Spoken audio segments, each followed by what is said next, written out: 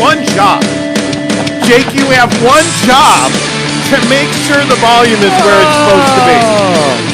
That's it. Hi, welcome to the Monty Show. Monday, April 12th, 2021. It is Monday. This show's probably going to be a little awkward today. Because, yeah, it's Monday. It's Monday. Did you watch the Masters? This is where I want to start, and I know this is probably going to annoy some people, but... Where's the jazz show?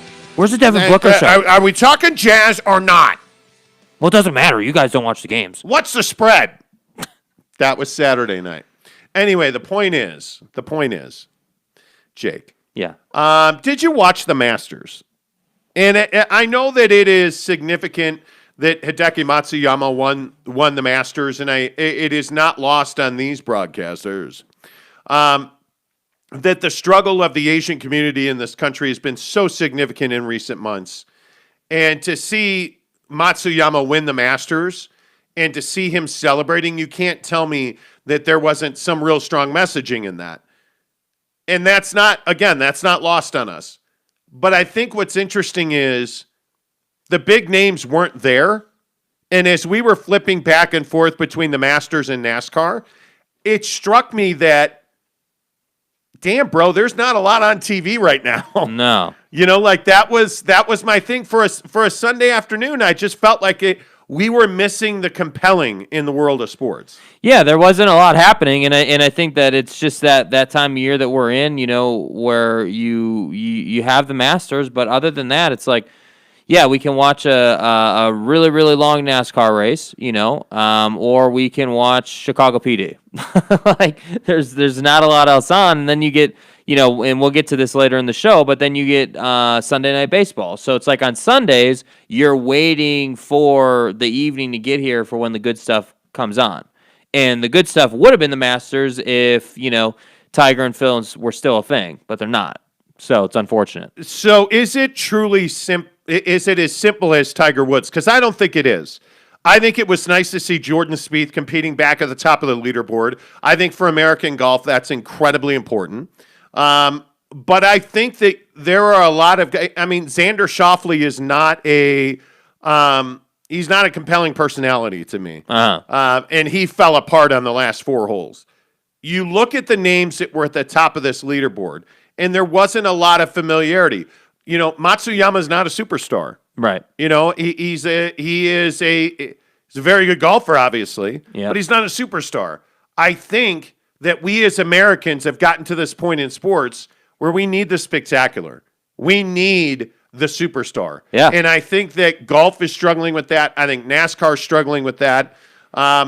I think we have that appetite, and I don't know right now that golf has an heir apparent. No, I really don't think that there is one. I think Jordan Spieth was the guy that everybody thought would kind of take over the throne, but it just hasn't happened. And I think that, you know, what made Tiger so special, and I didn't get to see him in his early days, right? So you have to keep a grain of salt with this, but like what I perceived to be so special about what Tiger did was it was always Tiger and then everybody else. So it was always like, okay, it's Sunday.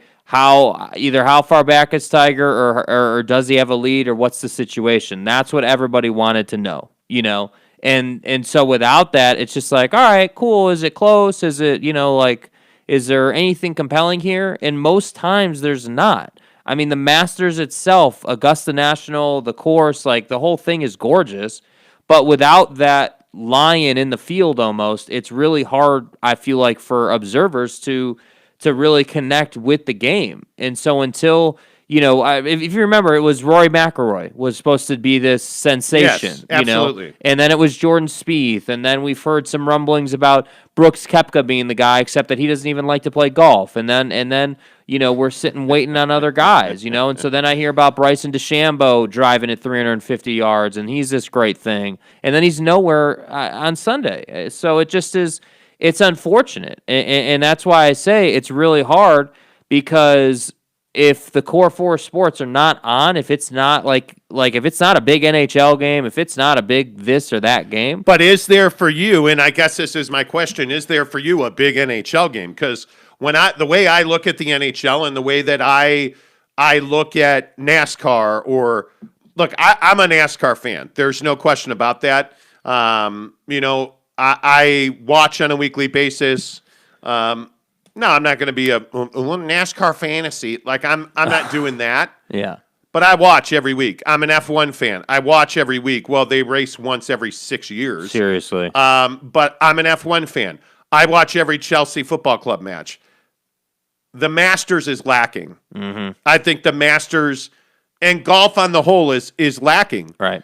And I think it's because what you talked about with Tiger Woods, there's one simple difference with Tiger Woods. He dominated, and he did it for a very long time. And then the hose got in the way. Yeah. I mean, it happens. It happens. But the point is, right up until the scandal with his wife. Scandal. And the Perkins waitress, I think he had sex with a Perkins waitress in a dumpster. But anyway, the point is, might have been near the dumpster. Until that point, Woods had dominated for a prolonged amount of time. Mm-hmm. Nobody has been able to do that. Phil was never going to be that guy as a player. Yeah. And I think now we're forever going to be trying to replace Tiger Woods. Yep. And I think that's a real problem. And I think, again, not to be redundant, but, us dirty American sports fans, we want stardom. Yeah. We want Bryce Harper. This is why Bryce Harper's a star and Mike Trout is not. Mm-hmm. Mike Trout is largely anonymous because Bryce Harper is out there. Bryce Harper plays in Philly. Bryce Harper's got swag and drip. Yeah. You look at Mike Trout. Mike Trout's got no hair and he's got a forehead the size of Alaska. Yeah. He's just not ever going to be a superstar. Yes, I agree. You know what I mean? Like that's the issue. Yet you look up the freeway in LA and it's Justin Turner. You look at any of the real, like who is the best player in the NBA right now? The best player in the NBA right now, man. I mean, of the guys who play consistently, probably James Harden.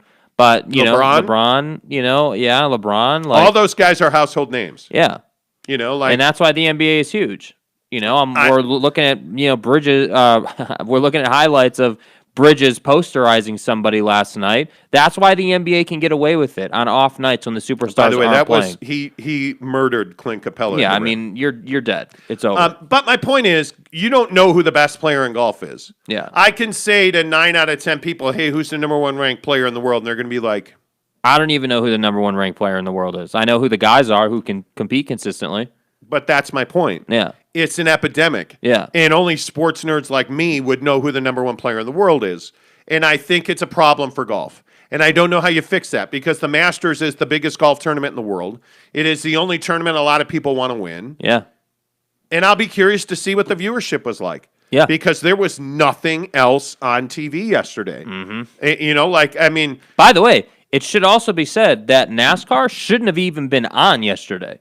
They were supposed to run the race on Saturday, and it didn't happen because it got rained out. So if NASCAR wasn't on yesterday, it would have been even worse, So I think that's important to know. Yeah, it's interesting. It's just I just wanted to kind of kick off with that because I think the Matsuyama win is huge. I think it's really important because I think that we have so much internal strife in this country based on your nationality, your race, your religion. And again, I think we have to stop and say, how on earth did an Asian golfer win the Masters at this very point in time in this country? Mm-hmm. I mean, it's remarkable. The timing is great. It really is amazing. Gabe Ledley says Tiger did things we've never seen done before, which made him must watch. Guys today are just playing golf. Oh my God, that's a great so point. true. Yeah. That's so true, Gabe. I agree with that 100%. There's like the Schauffele thing is the perfect illustration of that. Schauffele's within 2. Matsuyama melts down, puts the ball in the water, drops 2 strokes. Schauffele, birdies. Yep. He's within 2 with 4 to go at the Masters, and he completely melts down. Yep. Like that. Those are moments that Tiger Woods lived for. Yeah. That made him a better golfer. So I don't know. Daft Punk 419 says you all should have more subscribers. Well, it's only been a couple of months since we've been on YouTube now. Yeah. And we are skyrocketing up the board. By the way, tell your friends. Tell them to subscribe. Yeah, and if you're watching the show, please do give us a thumbs up and click subscribe live right here on YouTube. And if you're listening on podcast, go ahead. Find us on YouTube, man. Hit subscribe. We would appreciate that as well. Do we do NBA? Do we do Deshaun Watson? Let's do Deshaun and get it out of the way, and then we'll, yeah.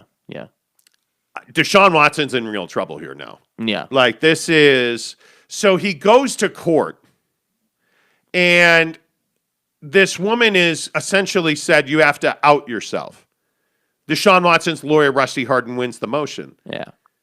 And it comes out now that one of the women in the lawsuit knew about Deshaun Watson's behavior before she booked the appointment, booked it anyway, and then texted with a bunch of people saying, hey, I knew about this.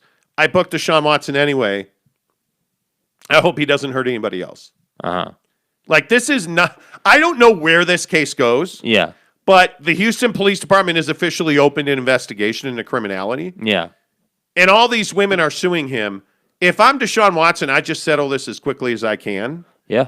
And I move on with my life. But this was not a good moment for the female side of this suit. Yeah. I feel like the stereotype that is going to be pushed and perpetuated out of this revelation, that she knew he was a predator, that she knew he was known for being inappropriate and being sexually forceful during these services, and she still agreed to give him a massage, plays into the stereotype, what did you think you were going to do there? Like, that's the problem. Yeah. Like, oh, you were there only to give him a happy ending. You were there only to sexually pleasure him. Yeah. And it's just, there's no winning. I've said this from the beginning, and I'll say it again right now. There's no winning in this case for Deshaun Watson. There's no winning for the victims. There's no winning for anybody. This is simply going to be a significant financial transaction. That's it. Yep. Because everybody here lost. If you were sexually assaulted, no amount of money is going to make you forget that. If Deshaun Watson is truly innocent, as he says he is, and by the way, I don't believe there's a chance in the world he's innocent, but if Deshaun Watson's innocent, as he says he is, he'll never get over this. He's lost Nike. He's lost Beats by Dre. These things never end well for anybody, not the victim, not the accused, nobody. Yeah. It just needs, I really hope that Deshaun Watson finds a humble pill, eats that humble pill, and we move on with our lives. Hopefully. Because this needs to go away. Yeah, I mean, for his sake and everybody else's, I think it's got to get finished up. But like, I don't personally think that Busby is in a particular hurry to get it finished. I think that he is definitely taking his time with this, and I think that they got to figure out what exactly is their angle here, other than, hey, I want to get paid. Because I'm not saying that this stuff didn't happen, but if you just look at the case, like, that's what they want. They want to be paid. They want it to be settled. So how long are we going to take to do that? How long are we going to hold up Deshaun Watson's career? Like, how long is that going to happen? And I think that it is detestable what they're claiming and what he did. And again, I keep saying potentially or allegedly, because there's just no proof of it. We don't have any way to rock solid say that he did it. But I think that the common opinion is that because there's so many women, I mean, from all different times, that it's hard to believe that he didn't do anything. So that's why these things are so frustrating, because you can't say he did it, but there's all these people saying he did do it. So we're just left to sit here and wait and just hope for the best. And we'll just wait till he pays his money and is done. What else is there to do?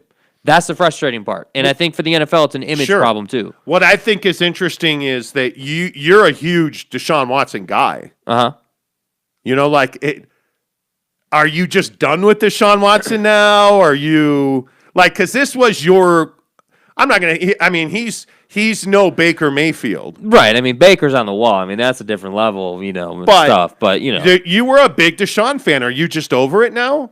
No, I mean, I'm not over him as a football player. I still think he's one of the best quarterbacks in the league, but I can't. It's difficult for me to be like, yeah, he's one of my favorite players. Yeah, he definitely, like, I'm a huge fan of a guy who sexually assaults, masseuses. That sounds good. Like, that's hard for me. I can't, my fandom will not be the same for him. And I think that it just is, it's difficult. So, I think it's difficult anytime. Last week there were a lot of Kobe references. We have talked about the Ray Rices of the world and the Greg Hardys and all these different guys. Tiger Woods, who did all these things. And it's like, look at Tiger. I mean, we're sitting here talking about, the fact that the game is missing him something terrible. The game is desperate for a Tiger-esque player to step into the spotlight. We don't care about, as a country, we don't care about the Perkins waitress or any of that stuff. We just want to play golf. Well, and that's my point, is that I think that's why I think you have to kind of lean towards the women here. But anyway, I just wanted to throw that out there. And before we get to the Jazz, we have to talk about one of the greatest sports achievements ever in the history of sports, ever and forever, based only on the announcers who were calling this event. And I'm not going to tell you what sporting event this is. I want you to guess at what sport this was on a major network, FS1. What sport is this? Come on, kid, do it. Oh, he did it! He did it! He got the 710, Randy! He did it! Woo-hoo-hoo! My goodness, the ginger assassin just dropped the 710! You bet, kid! You bet! Oh, man! Of course you know. Right? I mean, you know that's bowling on FS1, which I think, and Jake's going to play it again here in a minute, this is the single greatest WWE call in the history of all sports. Because that's what this was. This was not WWE. It was actually bowling. And it's amazing that they're freaking out calling a guy the Ginger Assassin. Listen to this, and tell me that this is not Jerry the King Lawler calling WWE. Come on, kid, do it. Oh, he did it! He did it! He got the 710, Randy! He did it! Woo-hoo-hoo! My goodness, the ginger assassin! The ginger assassin! 710! You bet, kid! You bet! He's going to WrestleMania. Even the music kicking in, though, like it's perfectly timed. It's SummerSlam. Is a 710 split like the stunner? I guess. Is that like the Cobra Clutch? Apparently. You don't know what any of these are. Those are finishing moves in wrestling. Anyway, just that bit of levity for you. Trevor Aki says that's... and if I'm killing your name, I'm sorry. Trevor Aki says that's billiards if I've ever heard it. Exactly right. Billiards. On TV. Come on, kid, do it. Oh! He did it! He got the 710, Randy! He did it! Love it. Love it. My goodness, the ginger assassin just dropped the Listen to the music. Do you know what music that is? You bet! Oh, man. You don't know that song, do you? I don't know off the top of my head. I get it. It's a crime against the world. Okay, cool. I know the song. Everybody's heard it. I can't name it. I'm sorry. Pour Some Sugar on Me by Def Leppard. Okay, cool. That hurts me. Cool. Have you seen The Godfather yet? No. All right, Have you watched it with me? Let's talk. No. What am I supposed to do? It's called Netflix, kid. Let's... No, I'm not going down this rabbit hole of things you've never seen because you're a millennial. Let's talk about it. I'm a good listener. You're not a good listener. Actually, you're not. You're a cock. Anyway, let's that was probably too much. Let's talk. Hey, by the way, the drop machine works. Let's talk NBA basketball. Hi, Jake. Hi. Jazz and not the Bullets, the Washington Wizards tonight at the Viv. This did not go well in Washington. Beal and Westbrook, and I mean, this is a tough matchup for the Jazz. They're going to be without Mike Conley tonight. They're going to be without Jordan Clarkson tonight. Any chance Washington comes? No. Boy, I almost said that. Any chance the Wizards win this game? Wow. Any chance it happens? No, I don't think that the Wizards are going to win this game. Not at home for the Jazz. I think that this is a game that's begging the Jazz to go off from 3-point land. I Yes. feel like this is a game where, it's gonna be a run and gun kind of game, similar to the Kings game, which we'll get to in a minute. But I think I don't know. There's just something about this game that I'm like, hey, they're not gonna go 18 of 50 like they did in the Kings game. From three. They shot 53s in the Kings game and only made 18 of them, which is why they didn't take control of that game till 9 minutes left in the fourth quarter. This game, I feel like, is going to be different for whatever reason. I feel like this game, you're going to get good quality looks against a bad defensive team, and you're going to be able to knock down some shots. And so that's why I say, yeah, Washington's going to put up a fight just like every other team, but I do think that the Jazz will, this should be like a 15-point win. You cannot give up 131 points to Washington and expect to win, which is what happened the last time. To any team. Well, yeah, for the most part, that's a very good point. That's what happened the last time these two got together. 131-122 Washington. Donovan had 42, Jingles had 34, and they still lost. And the thing that scares you is that Westbrook and Beal scored 78 points combined, Crazy. And you're not going to win if that happens. But here's my question. Yeah. You don't have Mike Conley to deal with Russell Westbrook. That's going to be an issue. Number one. Number two, this is exactly the kind of team that gives the Jazz fits. We saw it with the Kings. We've seen it for weeks and weeks and weeks now. Yeah. And we've said it on the show for weeks and weeks and weeks now. It's guards that can attack the paint. It's unguardable forwards like Beal that Bogdanovich has no chance against. That Joe Ingles, who's a pretty decent defender, has no chance against a guy like Bradley Beal. Yeah. And the question is, how do the Jazz change their fortunes on what happened the last time around in Washington? And I don't know that there's a real simple answer than that, other than to just say, okay, well, let's play better. Yeah, I think, unfortunately, that's where it's at for the Jazz. I mean, they don't, again, I know we talk about this all the time, almost on a daily basis on this show, but again, because you didn't change your roster at all, because you didn't, bring in, that elite wing defender or, that elite scorer or anything like that, because you're still the same roster, the only option you have is simply to make more shots, is simply to play a better team defense. I mean, that's all you can do. And while that seems simple and it seems easy, it's not. It's difficult to do. And that's why I say, against the Kings, I would have loved to see them make 40%, from three, and taking 53s and making 50. 18. 50. I mean, that is an insane number. I'm not saying that that's a bad thing for this particular team and the Jazz, but that's a lot of threes. And so my point just is tonight, you're right. The Westbrook-Beal combo is not going to be easy to deal with. I don't know who they're going to throw. It's going to be Royce O'Neal. I do know. It's going to be Royce O'Neal on Bradley Beal, and you're just going to have to figure it out. But my point is the Jazz are a significantly better team at home than they are on the road, and I would expect them to display that from 3-point land tonight. Well, the funny thing is you shot 36% from three against the Kings, and you still had to struggle to win that game. Yeah. Now, you pulled away and you won the game comfortably. Don't get me wrong. But for a long time, the Kings believed they could win that game. And that's a very dangerous place to leave an NBA team. So when I look at what this game tonight's going to be like, the Jazz have to shoot 40+%. Yeah. You have to.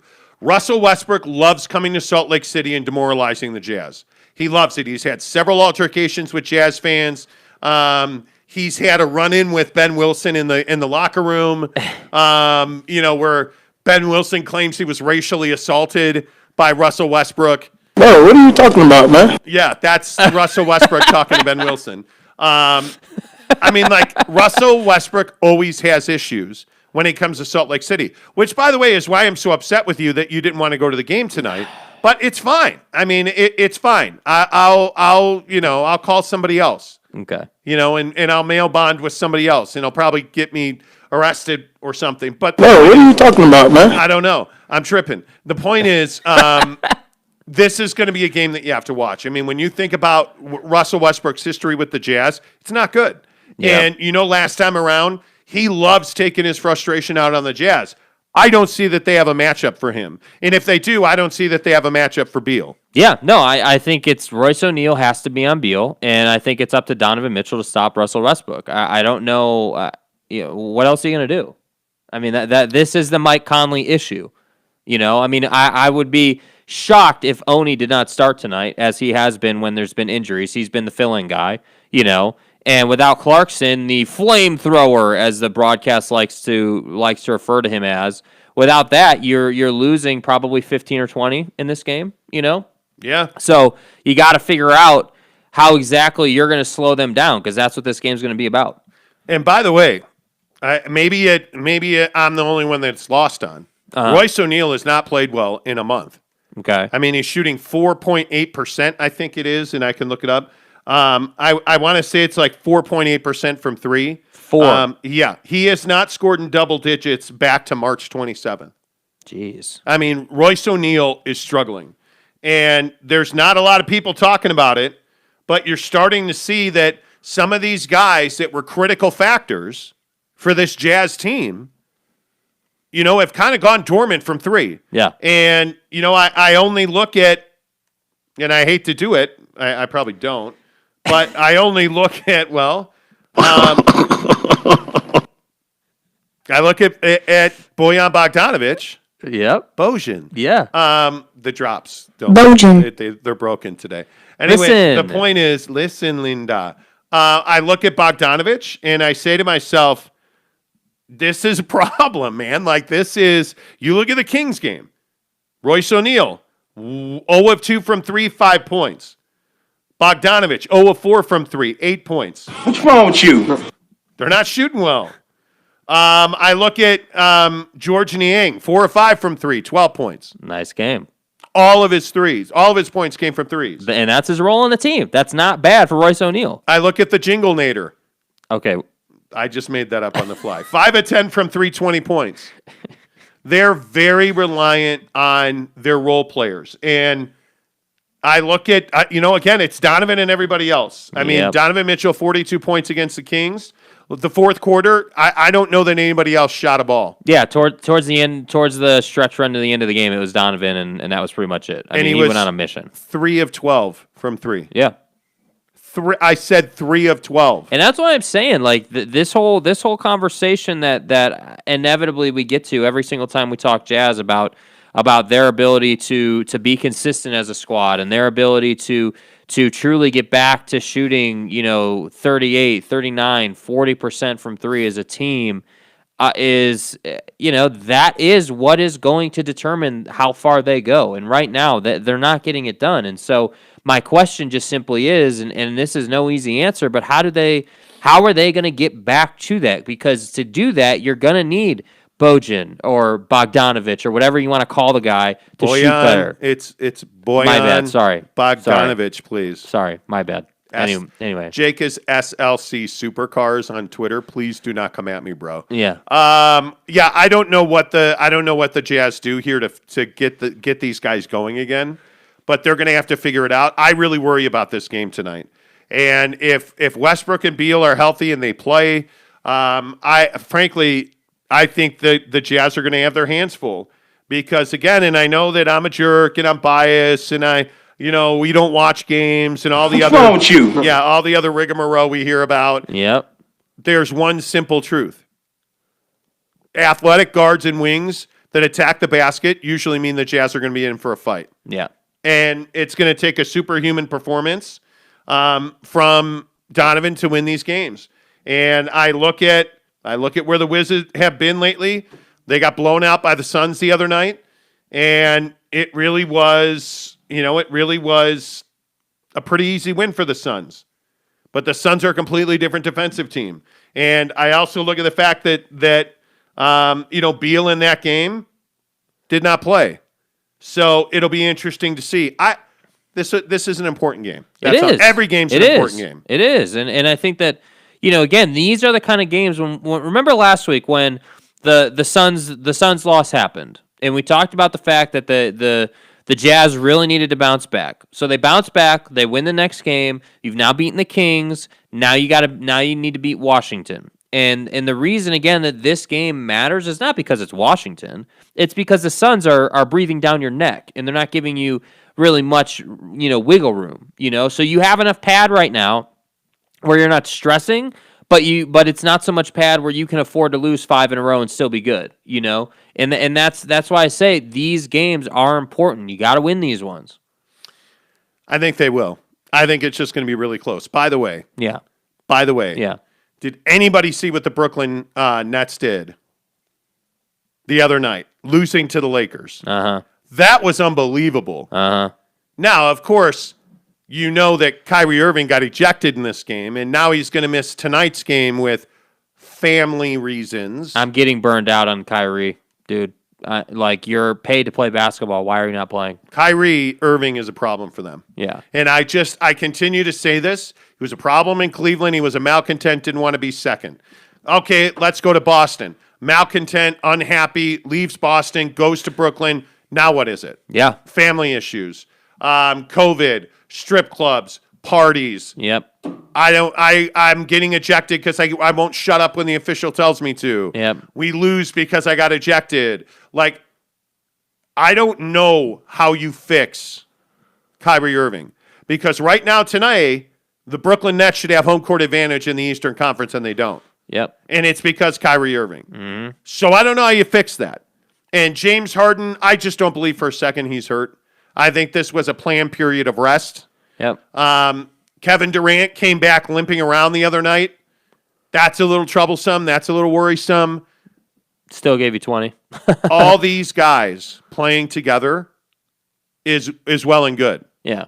I just don't know that they have chemistry. I don't know that they can develop chemistry in Brooklyn. Yeah, I think that we were having a great Twitter discussion over the weekend about about these teams and who's the most lethal and who's the one that should be worried about the most. And I still maintain that while the Nets have not played together very much, just the thought of them all being on the floor together at one time and the amount of ways that they can beat you, that is a scary thought. And I think that the league is very fortunate that Kyrie likes to take a ton of nights off to go and have dinner with his family, or the fact that KD's been hurt a lot, or Harden's resting right now. And I think that once I would like to see, I would love to see Kevin Durant and James Harden on the floor without Kyrie, and then have Joe Harris in the corner. I think that is their best lineup. I think that is a championship caliber lineup, and I think they just got to get to that place. But I agree. I think Kyrie Irving is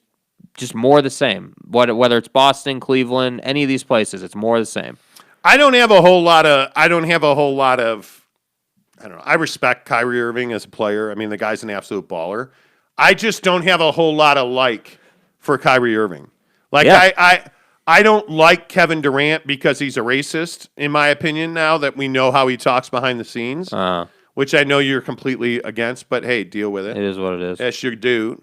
I don't know how I've ever gotten to this point right here, because this is even hard for me to say out loud. I like James Harden the most out of those three players. And it's going to go into crisis lockdown mode here at the house. Yeah, dude, what are you talking I about, actually dog? like James Bro. Harden. I respect James Harden more than I respect Kyrie and Kevin Durant.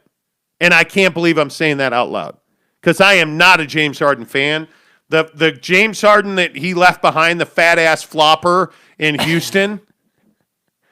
Tell me he wasn't wearing something under that jersey. Come on. You really think he was wearing a fat suit? Yeah. No. Yeah, I do. How can you Not a fat suit. I think he wore something around his abdomen to make him look a bit fatter. Why would he want that? Because he wanted to be traded. He wanted out of that crap hole known as Houston. Eric and Raleigh says the flat earth was tilted the wrong way and Kyrie had a bad night. Well, could be. Sean says, morning, guys. I've got a question. Do you think the Nets are frauds after Lakers beat them by 20 without LeBron? I just feel I want to see them in a playoff before I say that. I don't know that they're frauds. I think they have real issues in that locker room. Bro, this whole idea, I love the people that are saying, oh, well, the Nets the Nets lost by 20 to the Lakers, and they're not legit, and the Lakers are. Guy, Kevin Durant played 20 minutes in that game. James Harden didn't play. Kyrie got ejected at the beginning of the game. And by the way, it should be said that if Kevin Durant wasn't on a minutes restriction, they probably win the game. If he came back to play most of the second half, they probably win that game. So I just think that it's totally unrealistic to be like, oh, well, the Lakers are just a better team. They're not. The core players on both teams did not play. Is the Lakers bench better? Okay, sure. We could talk about that. Because I think that's a real thing. But the Lakers as a team, I don't believe are just outright better. Mitchell says, tell me that you guys never use that kind of language behind the scenes. Everybody does. Me and my brother do. Our friends did back in high school. Everybody's let the N-bomb slip. That doesn't make it right or okay, right? I mean, like, that doesn't mean that Kevin Durant, calling somebody a homophobic slur in anger. Yeah. Look, I don't pretend to be a Boy Scout. I curse like a sailor, frankly. We've talked about it on the show, but you're never going to hear me call somebody an N or, like a racial slur or a homophobic slur in anger in all seriousness. And like, I just don't do that. Yeah. I just think that's immature. You just don't do that. Yeah, it's immature. I'm not going to, like, Mitchell, with all due respect, I'm not going to accept that or say, oh, yeah, you're right. Like, no. Yeah, wrong. You're right. We're calling people F-bombs behind the scenes. No, we're not. We're not. We're not. You don't dude. do that. Yeah, I mean, that's just not, like, I understand the sentiment there and what you're trying to say, like, oh, boys will be boys or whatever, but that's not accurate. And by the way, I would caution you in saying that what Kevin Durant did, that was not boys being boys. No. That was him losing his mind on Michael Rappaport and being an immature individual. He was pissed off. He was angry. Yeah, and so when emotions are flowing, people show you who they really are. Yes. And that's the troubling part. Exactly right. Sam says, and this is the part that, it's kind of funny that his comment comes up now. You're making too much out of the violence against Asian communities / Matsuyama winning the Masters. There's no correlation. You're crazy. Yeah, you're crazy. If it's lost on you, the plight and the struggle of the Asian community in this country, where Asian women in New York City, people are running up to Asian women and beating them on the street. And nobody is doing anything to protect them, stop them, help them when it's going on. Are you kidding me? What about the shooting that happened? What was that? Yes. Last week or the week before? Yes. Around Atlanta. Yeah. Are you serious that you think there is no extra solace or satisfaction in the Asian community this morning that the largest, most prestigious golf tournament, not only in America, but in the world. Yeah. But the most prestigious golf tournament in the United States of America was won by Hideki Matsuyama, an Asian heritage golfer. You think that there's come on. Yeah. I think you're trying not to find it. Yeah. And I think that's the issue in our country and not to get too deep into this, but maybe this is Durant as well. I just think there's no empathy. Like how I just don't think that the average garden variety 20-something can put themselves in the shoes of a 70-year-old Asian woman. And I'm not telling you to understand how she feels, but think about it. If you're a 70-year-old Asian woman walking down the street in New York City and a large black man walks up to you and punches you in the face, what are you going to do? You're done. Nothing.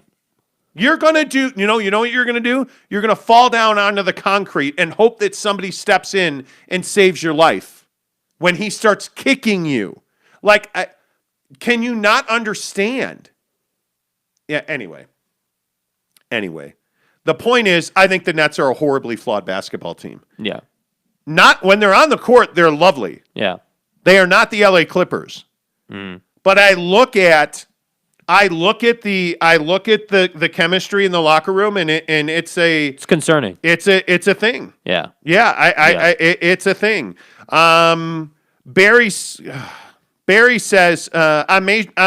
hello. Barry says I'm married to an Asian woman. Yeah. And we hear snickers and comments. We just moved into a quote unquote rich neighborhood in Florida, and already people are driving slowly by our house while we're gardening. It's embarrassing. Yeah. That's really happening. Yeah, dude. People. Man. Oh, that's an Asian person gardening their beautiful home, the lawn or like whatever his wife was doing. Oh, it's an Asian woman? Well, we better look twice. Well, like, what is that about? What does that even mean? Why would you have some preconceived notion that, like, that's why I say maybe this is just something that like flies under the radar, but like I think Asian hate is way bigger than people give it credit for. Yeah, absolutely. Brandon Whiteside, hey, good morning to you, Brandon, says Harden pushed himself out of Houston. He's the one that couldn't win the big one. Another bandwagon player in the NBA. Now, see, Don't disagree with that. I absolutely agree with this. I think Brandon hits this on the head. Yeah. I think James Harden is chasing a ring. And but see, why do we vilify this? Because he was there. Right. And this is, by the way, Jazz fans, this is something you should pay attention to. In Houston, James Harden and the Rockets were very dependent on threes. And then they pulled that 0 for 27 that he had. And Chris Paul twitched and left his groin on the floor. Yep. And all of a sudden, James Harden got fat and went to Brooklyn, where he miraculously got on Weight Watchers and lost a bunch of weight. Right? Like, James Harden, the reason that I have trouble with guys like James Harden is because they've been right there. And James Harden's the reason they didn't win a championship in Houston. My favorite food is chicken tendies and fries. Okay, I'm not disagreeing with you, James. I'm not. And I say, hey, Wingstop is amazing. But my point is, James Harden's the reason they didn't win a championship. Right? And if you look at who else is ring chased? Kevin Durant. I look at Kevin Durant. LeBron. Kevin Durant. Well, Don't. No. LeBron ring chased 100%, dude. But LeBron was the original. But super team so? guy. So? And if What do we you want to mean? go back a little further, didn't Karl Malone and Gary Payton go ring chasing in LA? I mean, it's been going on for a long time. Right, but I look at the modern era of the NBA because that's all you millennials know. And I think I look at what Kevin Durant did, and I view it very differently than what LeBron James did. LeBron went to Miami and formed a super team. That was the first time that had happened, right? LeBron's not ring chasing in Miami, in my opinion. LeBron built something and won multiple rings there. Then he went back to Cleveland and won another ring. That kind of invalidates the idea that he had to go to Miami to win a ring. Does he win a ring in Cleveland if he never goes to Miami? I don't know. We won't know that answer ever because it didn't happen. But LeBron James is the reason the Heat won championships. Now, Ray Allen's the reason they won a championship as well with that insane shot. But there's no doubt he's the reason they won a championship in Miami. But then are we going to say that Kyrie Irving's the reason LeBron won the ring in Cleveland? Very possibly. But without LeBron, Kyrie ain't winning nothing. I agree. Nothing. LeBron James is the reason they won a championship. I get it. But I think that it's...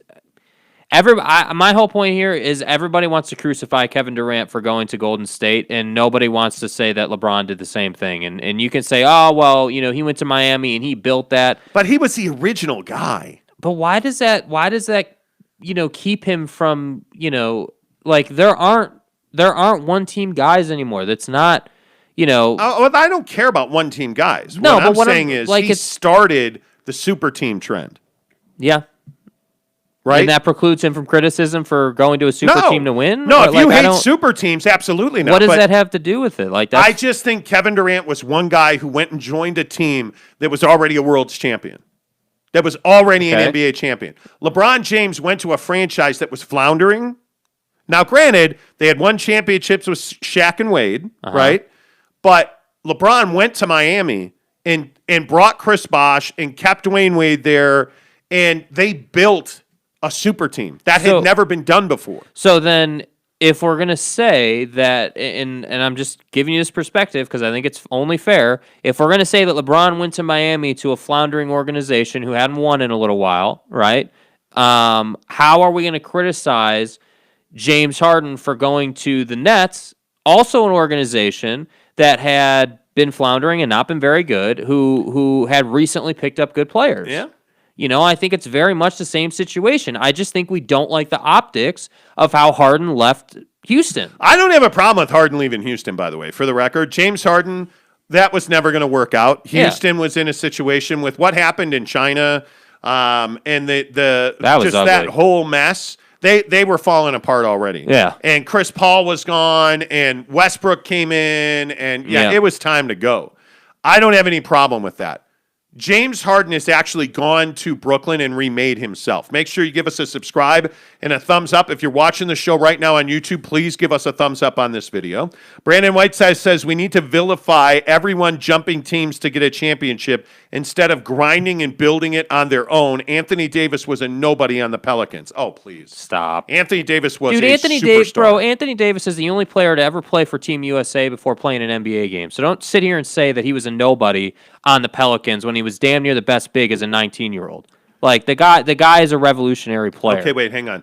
Time out. We have to give a disclaimer. Anytime anybody says anything bad about Kevin Durant, kind of tweaks Jake's, It doesn't, but that's just a ridiculous inner soul. take, dude.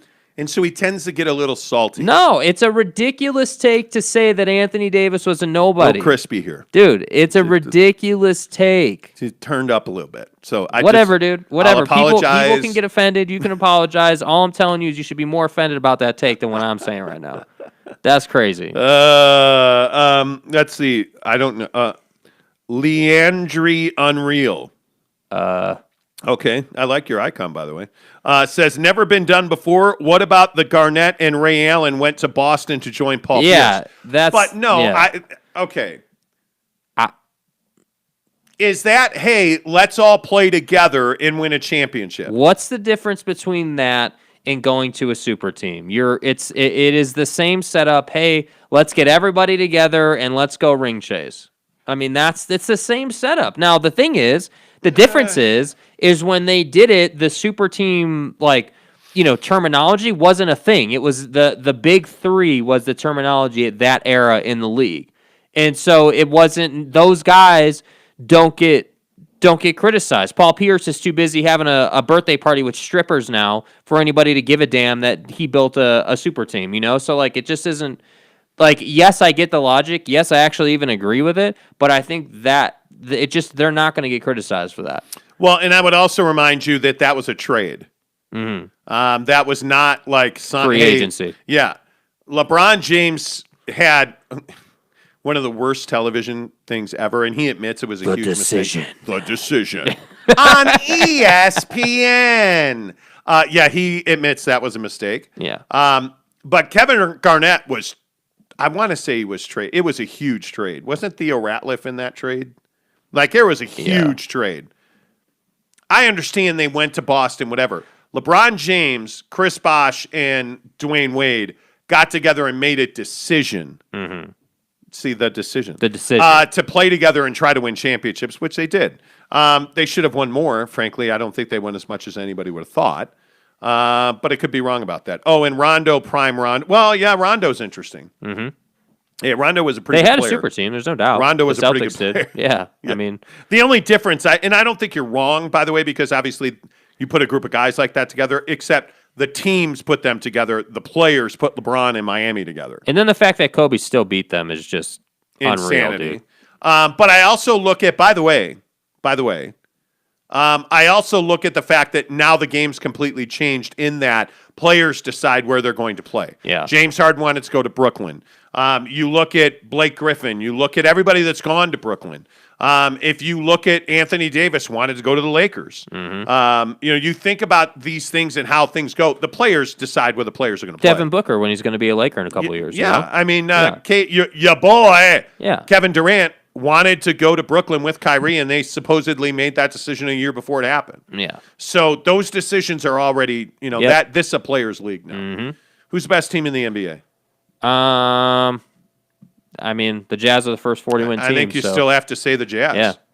I think you do. You do. Yeah. I really want to say Brooklyn. I just am not in a place where I can say Brooklyn. It's not yet. They I have don't think to. so. They have to get guys out there consistently. Yeah. For that to be true. Mr. E says, win or lose, Bogey has been a liability. He has been a minus every game, but the Jazz fans love him if we beat Orlando on a Tuesday. Bojan. Well, look. That's about the realest Jazz take I've heard on this show. I agree. Minute, dude. Somebody else said, I was trying to avoid ripping Bogey today because, well, that's all they do. Fat Jesus says, Jake and Kevin Durant sitting in a tree, Kissing. First comes love, then comes marriage. Jake? I hit dingers. I hit dingers. I hit dingers. I hit okay. dingers. Not sure what that means. Much like our guy, Mr. E, James says, Jazz fans won't ever turn on Bojan Bogdanovic. He actually spelled it correctly. I'm Bojan Bogdanovic. I'm tired of watching him flounder. Great point that he has been a liability, as has Royce O'Neal. Royce O'Neal's the bigger one that's getting a free pass right now. I mean, Royce O'Neal has had a terrible April. But at least he plays defense. That's the saving grace. Yeah, I don't disagree with that. He's not getting paid to give you 20 a night. He's getting paid to stop Bradley Beal. Yeah, I don't disagree with that. And I think that I just think that Bogdanovic needs to, get it going or get out. It's that simple with this guy. Yeah, get in or get out. You need to start earning your way, or you need to get out of the way. And I think that, again, I know I keep saying this point over and over again. The only reason he's still in the starting lineup is because they don't have anybody else, and they don't want to put Jingles in the starting lineup. But everybody says the Jazz have the best bench in the West, and it's which is not true. They play 8, maybe 9 guys. That's it. Yeah. And George Niang, God bless him, he does one thing. He stands in the corner and he shoots threes. And he does it well. And he picks up fouls. Yeah. That's his job. And he does it well. You can't tell me that is that's not. There's value in that. I just don't know how much value there is in a 7th game of a series. Yeah. Like in a tight series. My question is, if you look at the Jazz, who are the guys that come off that bench and legitimately contribute? It's Derek Favors, it's Joe Ingles, and it's Jordan Clarkson. Yep. And only in small, measured Band-Aid guy. Spurts. Yep. 5 to 7 minutes at a time. That's it. I don't think they have this incredible depth that everybody talks about. It's just me. I still think they're the best team in the NBA. Yeah. I mean, I think that win against the Blazers was a real, feather in their character cap. Mm-hmm. But I look at the Lakers, I'm telling you right now, and the news on Anthony Davis is he'll be reevaluated in a week and could return in 2 to 3 weeks. Yeah. What happened to being imminently returning? Yeah. LeBron's 2 to 3 weeks away just from getting evaluated. Look, I think that the Lakers are. We need to stop talking about the Lakers as a serious threat to the Jazz until they show that they're healthy. I mean, that's just like as much as we talk about Brooklyn not being healthy, like we need to say that about the Lakers. And I think that the biggest threats to the Jazz right now are the Clippers and the Suns and the Nuggets. Obviously, the Nuggets, who got their ass handed to them by the Celtics, oddly enough. But overall, yeah, I think the Suns, the Clippers, and the Nuggets are the 3 main teams that you got to watch for coming down the stretch here to finish the season. Those are if the Jazz have like a 5 to 7 game losing streak, let's say, like they just fall into some sort of slump, those are the teams that are going to eat them alive. So we'll see. Yeah, and Eric is saying Woj says Anthony Davis is back this week. He didn't say that. Yeah, I don't. He didn't say that. Last week there was some reporting that AD might come back, but then it got updated to say he was going to be reevaluated. To like 10 to 14 days. Yeah. I mean, the Lakers are in a position where, and Eric is a huge Laker fan, I get that. He's going on saying we just beat Brooklyn, who's the best team in the NBA, and you give them no credit. Who did they beat? But look at Brooklyn. Kevin Durant was on a 30-minute restriction, missed a good quarter, most of the third quarter, right? Kyrie Irving had gotten ejected. James Harden didn't play. If you had Kyrie and KD, maybe the Nets win that game. But they didn't win that game because Kyrie Irving got ejected. So you may well be the best team in the NBA. I think it's hard to argue against that. The problem is the guys who make you the best team in the NBA are never on the flipping floor. Yep. You get a guy in Kyrie Irving who got upset, speaking of N-bombs, casual N-bombs. Yeah. Dennis Schroeder and Kyrie Irving, if you didn't see this, got ejected because Schroeder fouled Kyrie. And Kyrie got upset. And so Dennis Schroeder casually dropped an N-bomb on Kyrie. He said, chill out, N. Yeah. And Kyrie Irving lost his mind. He said, don't call me N. You don't know me like that. Yeah. And then they jawed back and forth, immediately got a T. And you can hear the official on the court mic saying, that's enough. This is over. Stop. And Kyrie Irving's walking to the corner. And I can't remember now what he said, but he lobbed an F-bomb back at Dennis Schroeder. And so they ejected him. Yeah. And it's like, guy, can you not understand that you're a vital player to this team? Not only did you just now get ejected and miss that game, now you're going to take family reasons to take off Monday night, tonight. Which is crazy to me. So you can't tell me the Nets are the best team in the NBA when they're not playing. Yeah, and that's why I say, like, this Laker fans being like, "Oh, we beat the Nets," like that's all so well and good. That's so surface level. I mean, it's you're playing the Nets bench. I mean, it's nothing to write home about. Honestly. Yeah, and look, the Lakers. I don't think there's any question that the Lakers, without even Kyle Kuzma, but you're without Kuzma. You're without. I mean, this week you missed Caruso, missed time. LeBron's been out. AD's been out. But there is no doubt that Kentavious Caldwell-Pope is playing an elite level of basketball right now. When Caruso's healthy and playing, he's had this back thing. But when he's healthy and playing, he is giving them incredible minutes. I think you saw Andre Drummond. You know why Andre Drummond's a Laker. To give them a double-double in like 18 minutes the other night was an incredible performance. Yeah. So, yes, the Lakers are a good team. They're not a championship contender right now. They're not. And I'm a Laker fan. I will freely say, Jake and I were joking the other day. There's two teams I say we about right now. It's the Chelsea Football Club and the LA Lakers. Yeah. Right? So I'm open about that. This is not a championship caliber team. And I'm telling you, even when AD and LeBron come back and everybody's got this idea that, oh, they're going to be rested. And that's great. They're going to be rested. But they're going to have played, and I think Anthony Davis will be out 6 weeks, 8 weeks at that point. Yeah. LeBron's out a month at least. Yeah. Like, you're going to – the playoffs start in like 5 weeks, I think. Yeah. There's not a lot of time left. It's late. I mean, you're not – the chance – I would put the Lakers' chances of winning a championship at might be 10%. Yeah. I mean, they have to – I'd love to see them be able to play 2 weeks together before the playoffs are here. I mean, they really need that time. Yeah. I just – man – anyway, yeah, I'm not even ripping the Jazz. No, I don't think you're ripping the Jazz. I think that the Jazz are the Jazz's existence is very easy. It's very straightforward. It's very much a hey. I would agree with that. Listen, we know what we need to do. We need to win a lot of these games coming down the stretch, and then once the playoff starts, that's when our season really begins. Because now we have to prove that we're more than just a regular season team, which I think they have a lot of proving to do this year. They've talked a lot of smack. They're constantly bitching at the officials, and they're that team. And so when you get to the postseason, I want to see this team come through. I want to see them prove it. Show me that you're the best team in the West in the postseason. Tyler says your beloved Nuggets got embarrassed yesterday. Are you off that bandwagon? I'm not off that bandwagon. They lost the game. Like, yeah, I just said that they got their ass kicked by the Celtics. They had a bad night. So, again, who was that? Because I would love to see this person comment when the Jazz lose to the Nuggets in the postseason. Well, I look at the game last night, and Jason Tatum and Jaylen Brown went off. Yep. And that's what that team needs. And they got double digits from all 5 of their starters, right? But you still had, and the guy that nobody's talking about on the Nuggets right now is MPJ. Mm-hmm. Michael Porter Jr. is balling. Yeah. Balling. They lose. He goes 22-11. Joker goes 17-10, and they still lose. See, that's why they lost right there. 17 points out of Jokic is not nearly good enough. Yeah, and Jamal Murray is his absence. I think that's going to become a problem. Yeah. And it'll be interesting to me.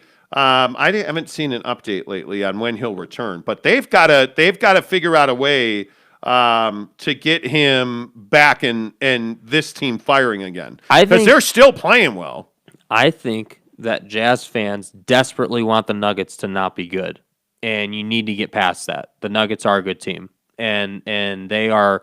They're a very good team. I would tell you that they are your single biggest threat. I think they're better than the Suns. I think they're just as good as the Clippers. And I think that because of their specific personnel on their roster, they have many ways to beat you. No, he's still battling that knee. It is still the same thing, that knee. Boy, that's a little scary. Yeah. Here you are in April, and Jamal Murray's got a knee issue.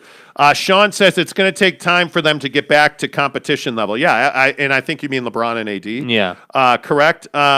Leon says, I think Utah is one piece from being a real contender. Let's be real. If Brooklyn or LA is healthy, Utah is toast.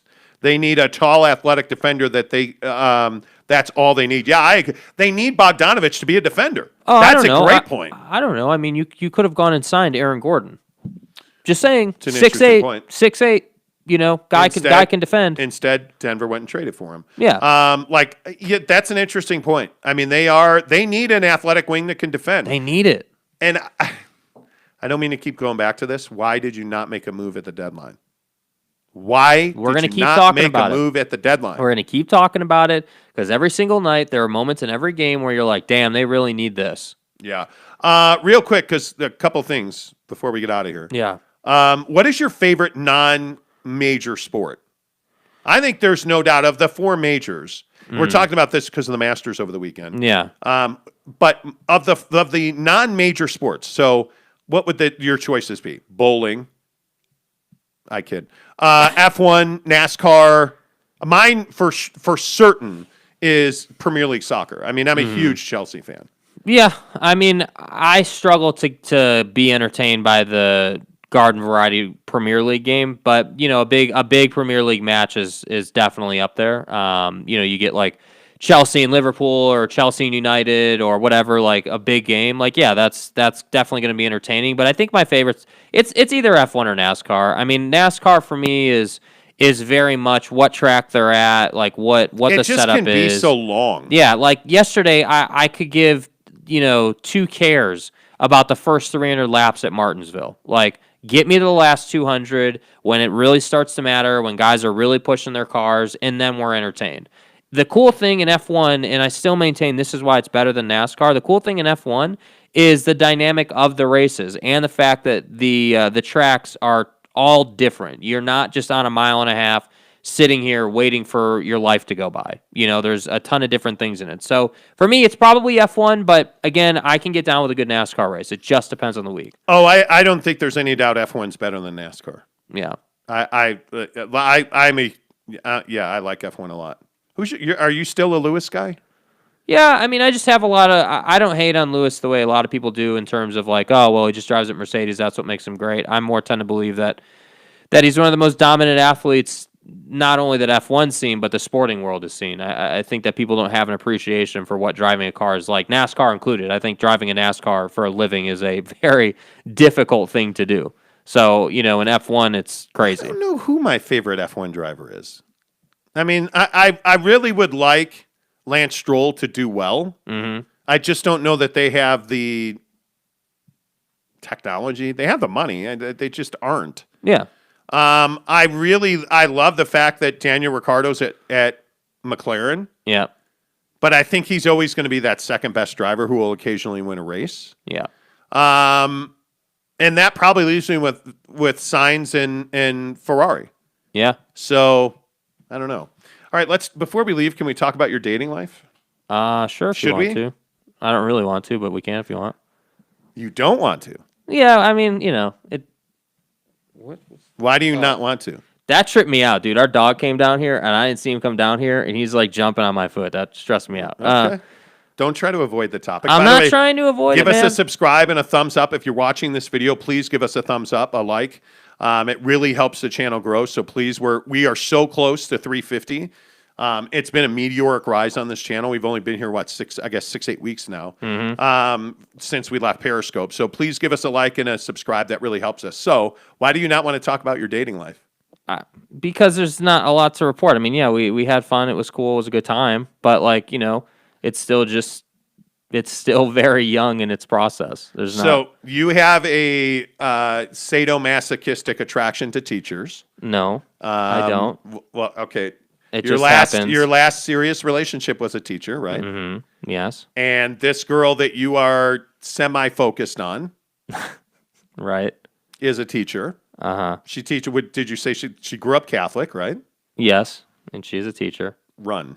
Yeah. That's what I'm saying. Like there's not a lot of. I'm not invested in it. It just is kind of a fun thing. You know what I mean? Like it was so funny too. Like, the last time we talked about this, we talked a lot about how time plays into this whole dating dynamic thing. You know what I mean? And so, I figured it out. I was doing the math over the weekend, and I legit have about like 3 to 4 hours a week to do something. Yeah, that's it. That's it.